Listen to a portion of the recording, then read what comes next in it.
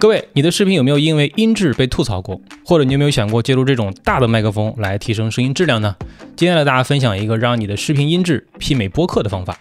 首先，你需要一个稍微专业一些的麦克风，虽然这种麦克风往往不能直接连到手机或者相机上，只能单独保存到电脑上。不过，我们可以在后期对声音进行对轨和替换，来获得完美的声音表现。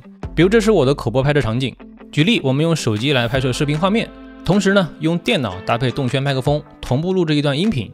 在两边都完成录制后，我们又得到了一段视频和一段独立的音频。视频是手机拍摄的，我们来播放一下。大家好，本期视频我们讲的是如何通过音频的对轨和替换来实现更高品质的视频录音。声音很拉胯。音频是通过动圈麦克风单独录制的，我们来听一下。大家好，本期视频我们讲的是如何通过音频的对轨和替换来实现更高品质的视频录音。真不错。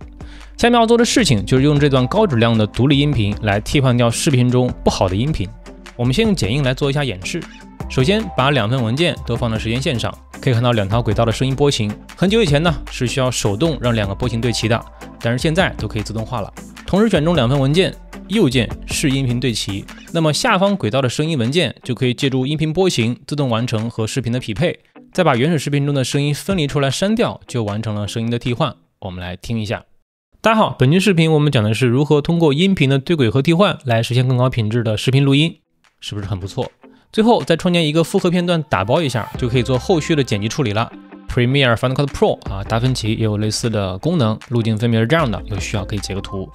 但是这里面有个注意事项，当你单独录音的时候，音频的采样率要和你拍摄视频的音频采样率保持一致，否则在替换过音频之后，可能会出现声画不同步的情况。我以前也中过招。如果不清楚采样率是什么，可以直接设置为48千赫兹就好，因为大部分手机或者相机的默认拍摄参数都是48千赫兹。